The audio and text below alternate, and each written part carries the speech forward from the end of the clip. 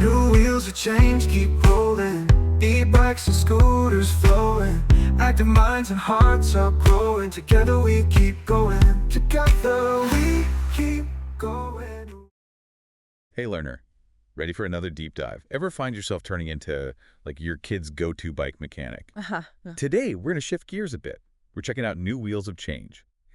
And it's not just about teaching kids how to ride, but get this, how to actually maintain their bikes too. It's amazing what happens when you give kids the tools, right? And that aha moment, I can do this myself, that confidence, that's powerful. And those problem-solving skills, those carry over into every aspect of life. It's so true. And Module 3 really caught my eye. It focuses on bike repair. We're not talking rebuilding engines here. Yeah. Just giving them the know-how to handle those little everyday things that can, throw a wrench in the spokes. And it's not as straightforward as you might think. They've put a lot of thought into each level, each new skill. It's not just, okay, here's how to pump up a tire. Right. There's an understanding. Why is tire pressure important? What are the different types of valves? Things some adults I know haven't even quite mastered. Oh, absolutely. And it made me think, why didn't I learn this stuff as a kid? I mean, how cool would that have been? And well, one thing I love is they really emphasize, what do they call it? Applicability. It's all about giving kids practical skills, skill they can actually use. Yeah, availability too, Mhm. using tools they can get their hands on. But the sustainability aspect is huge, right? These aren't just throwaway lessons they forget the next day. Oh, for sure. They're learning in a way that sticks. Skills they can use for years to come, maybe even pass on to, to others. It's like paying it forward, bike style. So, learner, let's dive into the heart of Module 3. They've broken bike repair skills to 5 levels. Level 1 starts with, what we might think of as the simple stuff, reflectors, bells, and lights. But even those, think back to when you were a kid. Did anyone really teach you about positioning those for maximum visibility? Did you get why they're so important, especially at night? I know I didn't. It was more like, yeah, make sure you've got them. Not so much about how to, really make them work for you. Then we move on to level 2, which is all about adjusting saddle and scooter size. And it goes beyond just comfort, right? Though that's a big part of it. It's about teaching them the basics of ergonomics, how to adjust their bikes for the most efficient, the most comfortable, safest ride. And that can make a huge difference in how much they enjoy it. Big time. Okay, then there's level 3, where they tackle, wait for it, inflating a tire. I know, sounds basic, right? But you'd be surprised how many people, adults even, struggle with this.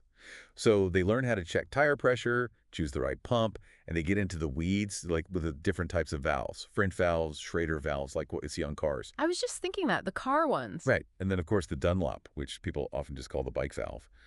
But knowing the lingo, that's empowering too. Oh, totally. And it's not just being able to do it, it's understanding it, Like imagine a kid saying, hey, I need to check the PSI on my tires, or my inner tube has a puncture. It's about giving them the language, to be able to actually talk about their bikes. It gives them a real sense of ownership, They're not just along for the ride, so to speak. It's totally true. But hold on to your helmets, learner, because it gets even better. Level 4 is where things get really interesting. We're talking about repairing a flat tire. Oh, yeah. And it's way more than just slapping on a patch. This is the real deal. Taking the wheel off, and let's not forget that brake caliper. Right? Yeah, gotta watch that. And then using those tire levers like a pro.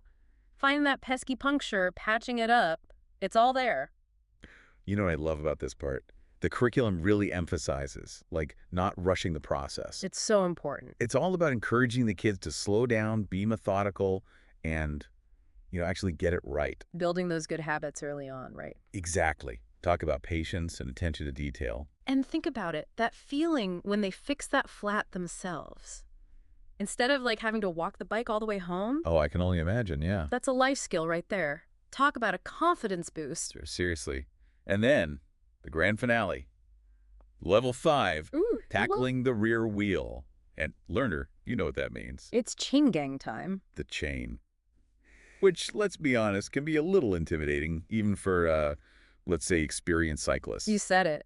I've seen seasoned riders break a sweat over a rear wheel and chain situation, but this module breaks it down step by step, Right. releasing the brakes, figuring out those different axle types, and of course, getting that chain back on right. No more chain reaction of frustration. It's where all those problem-solving skills from the earlier levels really come together, wouldn't you say? For sure. It all connects, and that's when it clicks for them, you know? They start to see they can tackle these things that maybe seemed impossible before. Totally. That with a little patience, the right knowledge, they can handle just about anything. It's almost like, they're not just learning bike repair, right? They're learning to be these like independent, capable people. Exactly. It's so much bigger than just, bikes and chains and tires.